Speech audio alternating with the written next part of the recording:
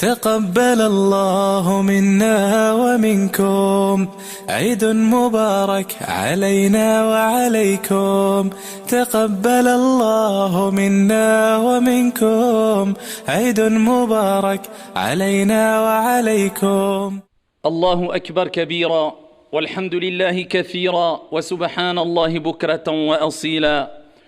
Mes honorables frères et sœurs, nous voilà dans cette journée bénie qui est la journée de Al-Eid. Et avant de rentrer dans le vif du sujet, avant de se poser la question « Et que fait-on maintenant après le mois du Ramadan ?» Avant de rappeler qu'il est important de ne pas dérailler après avoir été sur les rails, il va de soi que de rappeler que nos cœurs sont attristés par rapport à ce qui se passe un peu partout dans le monde et pas qu'en Palestine. Et il est du devoir du croyant, du musulman d'être du côté toujours de celui qui est oppressé et ne pas être du côté de celui qui oppresse. Et le musulman, le croyant, ne veut l'injustice pour personne, ni pour un croyant, ni pour un non-croyant, ni pour un musulman, ni pour un non-musulman. C'est pour cela que nous, à notre échelle, il nous est demandé d'invoquer notre Seigneur Tabaraka wa Ta'ala, de déverser la paix et la sérénité et la sécurité sur nos frères palestiniens et sur le reste du monde. Et il n'est pas demandé aux musulmans et aux croyants lors de ce genre d'événements d'avoir des réactions émotionnelles qui quelquefois peuvent être déplacées, des réactions émotionnelles qui quelquefois peuvent pousser des personnes à répondre à ce genre de situation par la haine ou par l'injustice ou par le mal ou par la violence.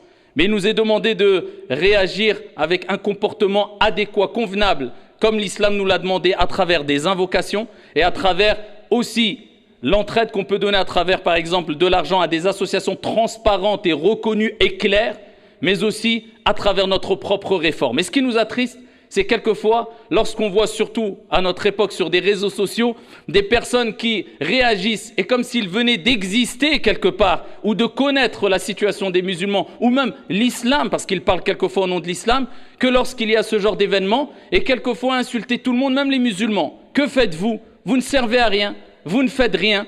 Et si tu voyages un peu à travers son profil, Facebook ou autre, tu verras qu'il est dans une hala, miskin, hadith wala haraj, une situation catastrophique. Alors je ne veux pas dire une situation qui nous rappelle qu'il commet des péchés. On commet tous des péchés, pire que cela. Mais il met au grand jour, il dévoile au grand jour, il affiche au grand jour ses péchés sur ses réseaux sociaux. Et ensuite il dit, oh, regardez, vous ne faites rien vous. Mais c'est à cause de gens comme toi que le monde est comme il est aujourd'hui. Preuve en est, Allah dit dans le Coran, Inna Allah la yughayyiru ma biqawmin hatta yughayyiru ma bi anfusihim. Allah ne change pas l'état d'un peuple tant que lui-même ne change pas son propre état. Donc c'est pour cela qu'il est important de remettre les choses au clair et de ne jamais répondre au mal par la bêtise ou exporter des problèmes et réagir n'importe comment. On veut la paix, la sérénité, la sécurité comme on la vit pour toutes et tous. Et on implore Allah subhanahu wa ta'ala de nous préserver et de préserver le monde de tout mal de manière générale. Amin ya rabbal alamin. Mes honorables frères et sœurs, ceci étant dit, il est important de rappeler à mes honorables frères et sœurs que bien sûr le Ramadan est parti. Mais le Ramadan n'est pas parti avec les bonnes actions. Le Ramadan n'est pas parti avec l'ange de la mort. Le Ramadan n'est pas parti avec la possibilité de continuer à se rapprocher d'Allah subhanahu wa ta'ala. Non, loin de là. Le Ramadan était une école qui normalement nous a permis de nous renforcer notre âme pour pouvoir résister tout au long de l'année, particulièrement contre Shaitan et Shayatin, les diables qui étaient enchaînés. Parce que là, les Shayatin sont déchaînés. Les Shayatin sont lâchés. Alors si tu as réussi à te renforcer, abshir ya Abdallah, réjouis-toi et demande à Allah subhanahu wa ta'ala de te raffermir. Si tu n'as pas réussi à ici te renforcer convenablement, eh bien malheureusement je crains pour toi que tu récoltes les mauvais fruits et les conséquences de ta négligence pendant le mois de Ramadan, mais il n'est jamais trop tard. Reprends-toi en main et ici demande à Allah subhanahu wa ta'ala de te raffermir. En tout cas, ce qui nous est demandé, c'est de ne pas dérailler après le mois du Ramadan. Ce qui nous est demandé, c'est de se poser cette bonne question. Et maintenant, on fait quoi? Permettez-moi de vous donner une image. Parce que Allah nous donne des images dans le Coran. Walillahil mathalul a'la. Et c'est vrai qu'avec des images, on réagit quelquefois un peu mieux. Prenons l'exemple Prenons l'exemple d'une personne qui viendrait à toi alors que tu es pauvre, tu es démuni, tu es dans une situation financière catastrophique, tu n'as même pas de quoi manger. Une personne vient à toi riche, de elle-même, sans que tu ne l'aies sollicité. Et elle vient et elle t'abreuve. Elle te nourrit, plus que cela, elle t'enrichit. Tu passes de la pauvreté à la richesse, même disons excessif. Tu en as trop d'argent, tu en as beaucoup, tu en as énormément. Et une fois qu'il t'a enrichi, tout en rappelant que cette personne-là peut te reprendre ce qu'il t'a donné car il a main prise sur ta richesse. Mais il t'a enrichi. Et une fois qu'il t'a enrichi, eh bien tu tombes tout de suite après le dos avec ingratitude sans le remercier comme il se doit. Et en ayant un mauvais comportement vis-à-vis de lui. Eh bien tu vois cette image dégoûtante, cette image d'ingratitude, eh bien c'est un peu l'image de celui qui est venu au début du Ramadan pour rencontrer son Seigneur Tabaraka wa Ta'ala alors qu'il était pauvre. Khawi, vide, rien, quasiment rien comme bonne action par rapport à ce qu'il attend. Quasiment aucune richesse par rapport aux richesses qui l'attendent pendant le Ramadan. Parce que le Ramadan, c'est... On ne peut pas imaginer ce que renferme le Ramadan. Juste une nuit, quand Allah dit « Khayru min alfi shahr », meilleur que 1000 mois, on pense beaucoup aux 1000 mois. On dit donc 1000 mois, 83 ans. Non, non, non, on a oublié un mot, « Khayrun », meilleur. Certains savants ont dit ça veut peut-être dire des milliards de mois. Sachant que 1000, c'était un terme qui était utilisé à l'époque du prophète alayhi salatu wassalam et des Arabes pour mentionner le nombre le plus, le plus grand. Ils disaient 1000 pour dire, comme si nous on disait aujourd'hui des milliards. Donc beaucoup de savants disent c'est peut-être des milliards que valait cette nuit-là. Donc c'est indescriptible la récompense qu'on a pendant Ramadan. Et toutes les récompenses et le bien qu'Allah Azza wa Jalla nous donne pendant le mois du Ramadan.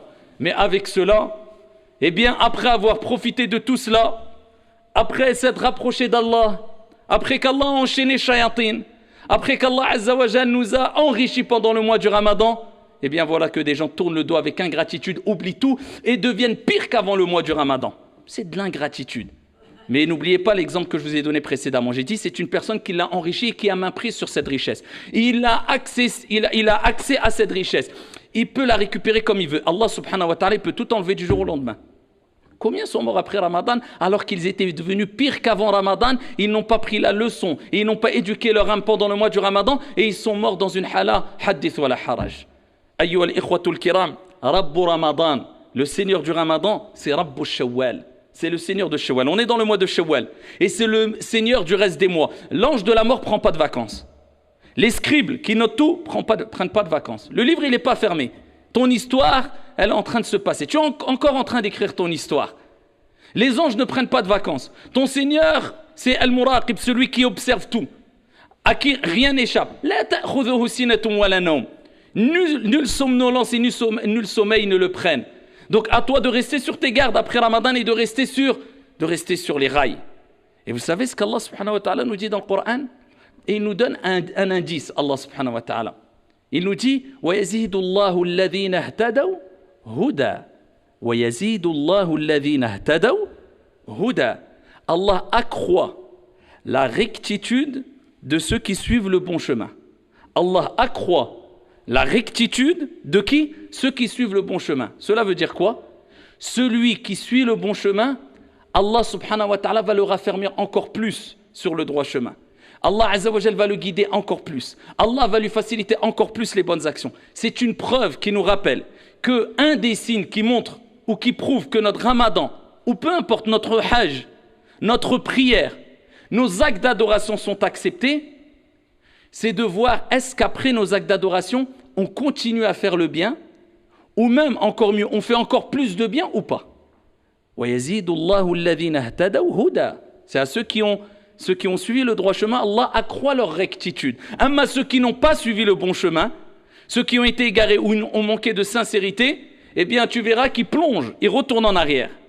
C'est pas ils se réforment, ça devient de plus en plus catastrophique. Et ça c'est une règle générale, c'est pour ça qu'Allah Azza wa Jal dit dans le Coran Inna salata tanha anil fahsha'i wal munkar. La prière, elle éloigne du mal, du turpitude et du blâmable. Donc quelqu'un qui prie normalement, il se réforme si sa prière est bonne. Mais quelqu'un qui Ramadan passe, le Hajj passe, les prières passent, les années passent, il devient de pire en pire, c'est un problème. Donc si tu vois que tu t'es réformé après le Ramadan, c'est une des preuves, un des signes, Inch'Allah, que ton Ramadan est accepté. Qu'il a eu un impact sur toi. Je t'ai pas dit et je me suis pas dit à moi-même de devenir un ange après le Ramadan.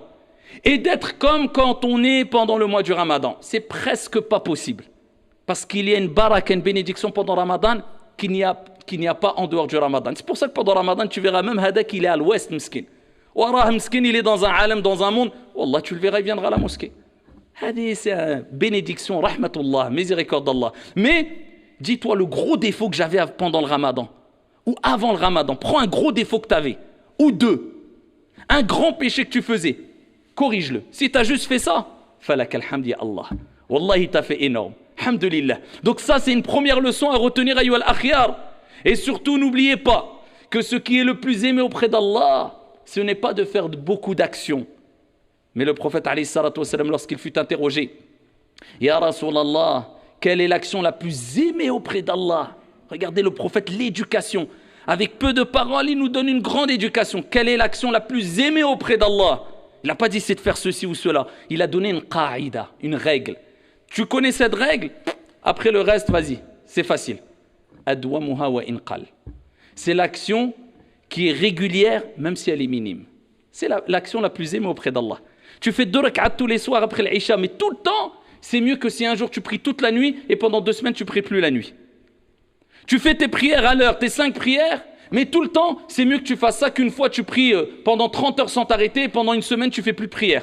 Fais le minimum mais régulier et progresse petit à petit. Allez, j'ai monté un échelon, j'ai enlevé ce péché, j'enlève petit à petit, doucement mais sûrement. Ce sont les actions les plus aimées auprès d'Allah subhanahu wa ta'ala. Ayyuhal akhyar, ba'da Ramadan, après Ramadan, restons sur les rails et ne déraillons pas. Regardez ce qu'Allah dit dans le Coran.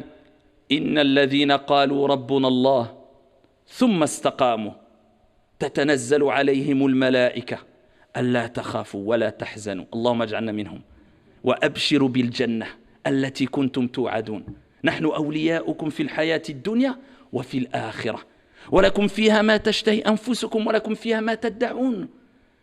Le moment de la mort, de l'agonie, certains savants ils ont dit c'est à ce moment-là, il y a un deuxième moment aussi où les anges vont venir auprès de toi, c'est quand tu seras dans ta tombe, dans le moment de panique, où plus personne ne pourra t'aider. Le médecin autour de toi, désespéré, je ne peux plus rien, j'ai fait ce que je pouvais. Ta famille, ils ne peuvent plus rien pour toi, khlas, on va faire quoi? Ils sont autour de toi, ils te voient partir. Toi, tu te vois partir, impuissant, riche ou pas riche, fort ou pas fort, tu ne peux même peut-être pas bouger le doigt, tu ne peux plus rien. Et là voilà, ton âme, elle sort de ton corps, elle quitte le corps. Et là, c'est une situation, personne ne peut la décrire. Eh bien, à ce moment-là, il y aura des bienheureux. Allah Azza wa Jalla a dit ceux qui ont dit mon Seigneur est Allah. Est-ce qu'Allah s'est arrêté là? Ça ne suffit pas du tout. Inna alladhina qalu rabbuna Allah, mon Seigneur est Allah. C'est-à-dire, ils proclament ouvertement je suis musulman, mon Seigneur est Allah, j'adore Allah. Ils montrent ouvertement des paroles qui montrent leur appartenance à l'islam, comme on le voit beaucoup aujourd'hui, Dieu merci, mais ça ne suffit pas. Ça ne suffit pas. L'islam, c'est pas que la parole. L'islam, c'est pas que l'apparence. Allah, il rajoute thumma istaqamu. Ensuite, ils se sont tenus sur la voie droite. Ceux-là qui ont mis en application leurs paroles, ils ont dit que Dieu a dit de faire du bien, ils font le bien. Dieu a parlé de la prière, ils font la prière. Dieu n'aime pas les grands péchés, ils s'écartent des grands péchés. Ceux qui appliquent ce qu'ils disent, Allah il dit, les anges descendront auprès d'eux. Tatanazzalu alayhimul malaïka. Qu'est-ce qu'ils leur diront les anges? Allah takhafu wa la tahzanu. Au moment où tu seras en panique, n'aie pas peur. Imagine-toi des anges. Tu sais que c'est des anges, tu les reconnais. Des anges, malaïka, de nour, la lumière. Les anges ont été créés de lumière. Au moment de panique, où tout semble obscur. Non, les anges, ne panique pas, n'aie pas peur, ne t'attriste pas, ils te calment. Allah takhafu wa la tahzanu wabshiru. Et réjouis-toi, on t'annonce la bonne nouvelle d'un un vaste paradis. On est ton allié, ici-bas et dans l'au-delà. Et ils t'accompagneront al-malaïka. C'est pour qui? Ceux qui sont restés sur al-istiqama, la voie droite. Ils n'ont pas déraillé. Même s'ils ont déraillé pas trop, ils sont revenus un peu, alhamdoulilah. Les grands péchés, ils ont évité, chouïa, chouïa. Eh bien, ceux-là, eh bien, Allah Azza wa Jal les renforcera, les raffermira. Et c'est ce qu'on demande à Allah Azza wa Jal dans chaque prière. Surat al-Fatiha, 5 fois par jour, on prie. Et combien de fois on récite Surat al-Fatiha, chaque rak'a, qu'est-ce qu'on dit? Une dua. Surat al-Fatiha, c'est des invocations. Ihdina sirat al-mustaqim. Ya Allah, guide-nous. Et pourquoi on ne dit pas ihdini, guide-moi? Mais pourquoi Allah il veut que chaque musulman dise ihdina? Les savants ont dit pourquoi? Parce que c'est une dua. Et si toi tu dis guide-moi, peut-être ton invocation ne sera pas acceptée. Mais si tous les musulmans du monde entier disent guide-nous, et ils font dua pour tous les musulmans en disant guide-nous, c'est sûr et certain qu'il y en aura qui auront l'invocation acceptée. Alhamdoulilah, on sera tous guidés sur le droit chemin.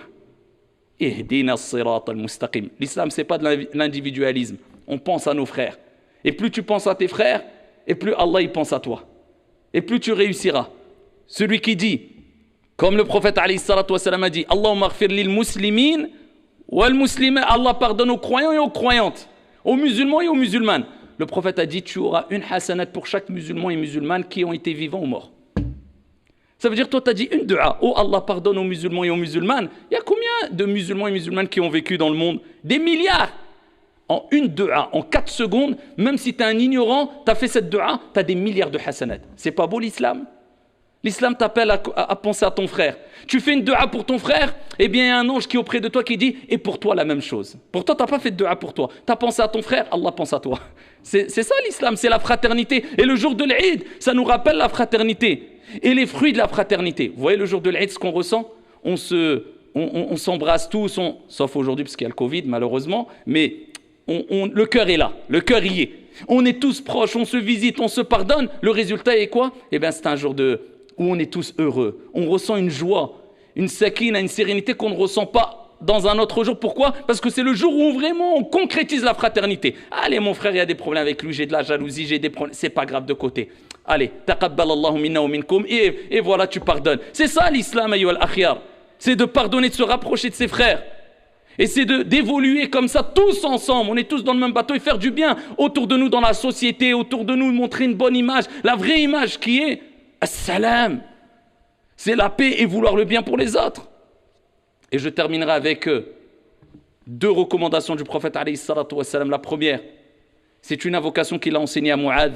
Et la deuxième, c'est une invocation que lui-même alayhi salatu wassalam récitait tout le temps. Et ça, on doit vivre avec et mourir avec. Il dit « Oh Mu'adh, je t'aime ». Imaginez-vous quelqu'un de pieux, un savant vous dit « Je t'aime ». Déjà là, un roi te dit « Je t'aime ». Oh, le prophète Mohammed alayhi salatu wassalam dit « Foulan, Mohammed, je t'aime ». C'est khalas, t'as tout gagné. Ah, il peut m'arriver ce qui m'arrive, khalas. Eh bien, il dit « Oh Mu'adh, je t'aime ». Je vais t'apprendre des paroles. Récite-les tout le temps. Ne les laisse jamais après chaque prière. Les 5 prières, les abandonne jamais. Les 5 prières obligatoires. Il lui dit après chaque prière, quand tu as terminé ta prière, certains savants ont dit c'est juste avant de taslim, quand tu as fini de tashahhud, Allahumma a'inni ala dhikrika wa shukrika wa husni ibadatik. La preuve que la rectitude, on peut l'avoir qu'en demandant de l'aide auprès d'Allah. On ne peut pas l'avoir tout seul. Il dit demande à Allah, faites cette dua tout le temps après les prières. Allahumma a'inni, oh Allah, aide-moi à t'évoquer, à penser à toi, ala dhikrika wa shukrika, à être reconnaissant, et à la husni ibadatik, et à t'adorer de la meilleure des manières. Eh bien, c'est pour cela qu'on se doit de demander à Allah, ya Allah, aide-moi, raffermis-moi, guide-moi. Ne te dis pas, je vais faire des efforts et tu ne demandes pas à Allah l'aide. Allah, tu n'arriveras pas. On est obligé de demander à Allah de l'aide. C'est pour ça, dans Surat Al-Fatiha, on dit quoi? Iyaka na'budu wa iyaka nasta'in. C'est toi que nous adorons. Et on implore l'aide, l'assistance auprès de qui? D'Allah. Parce que sans Allah, on n'arrivera pas à faire des efforts. La hawla wa la quwwata illa billah. Il n'y a de changement et de force qu'en Allah subhanahu wa ta'ala. C'est lui qui change les situations et qui nous donne al-quwwa, la force. Et la deuxième dua, le prophète alayhi salatu wassalam, parmi les invocations qu'il récitait, qu'il disait, qu'il mentionnait le plus tout au long de sa vie, c'est qui? C'est le prophète. Que dire de nous? C'était quoi? Ya muqallib al-qulub, thabbit qalbi ala dinik. Ô toi qui retourne les cœurs, parce que le qalb a été appelé le qalb parce qu'il yataqallab, parce qu'il se retourne. Un jour t'es bien, un jour t'es mauvais. Ça va vite, ça glisse. Tu glisses vite, fais attention. Quelquefois la glissade, elle peut te rendre handicapé. Ça y est, tu peux plus bouger ou t'es. Attention. Le cœur, il change, la situation change, l'état de la personne change. Le prophète, tout le temps, il répétait « Ô toi qui retournes les cœurs, raffermis, laisse mon cœur, raffermis mon cœur sur ta religion. » Donc voilà les 2 du'as qu'il ne faut jamais oublier. Allahumma a'inni ala dhikrika wa shukrika wa husni ibadatika. Et la deuxième, Ya muqallib al-qulub, thabbit qalbi ala dinik. Ô toi qui retournes les cœurs, raffermis mon cœur dans la religion.